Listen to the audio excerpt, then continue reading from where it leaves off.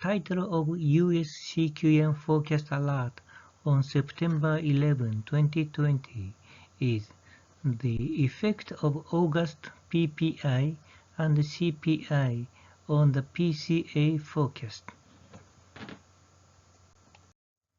These are the main economic indicators updated in this week's CQM and PCA forecast. The CPI has revised the real PCE downwards, while the PPI has adjusted the inventory changes upwards. In the end, the economic growth rate on both the expenditure and income side were revised slightly downwards. The downward revision of the economic growth rate on the income side is due to the upward revision of the GDP price deflator.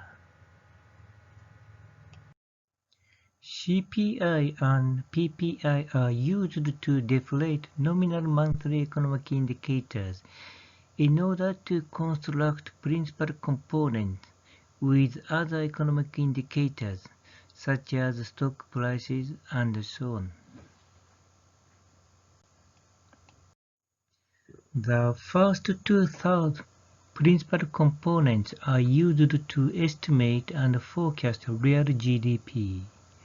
The cumulative proportion of these three PCs is 73.5%. CPI and PPI are used directly as monthly economic indicators to construct the principal component. The first, second, and sixth principal components are used to estimate and forecast the GDP price deflator. The cumulative proportion of these three principal components is 76.6%.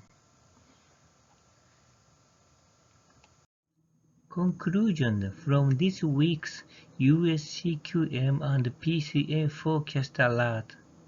The effect of CPI and PPI were greater for PCA than for CQM in terms of forecasting real GDP, but smaller for PCA than for CQM in terms of forecasting GDP price deflator.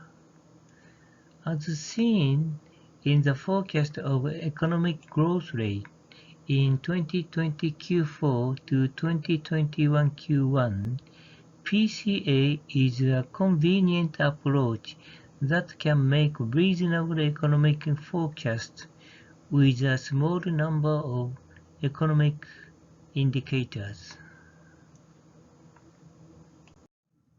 This slide shows additional information about the original developer of CQM and theoretical papers.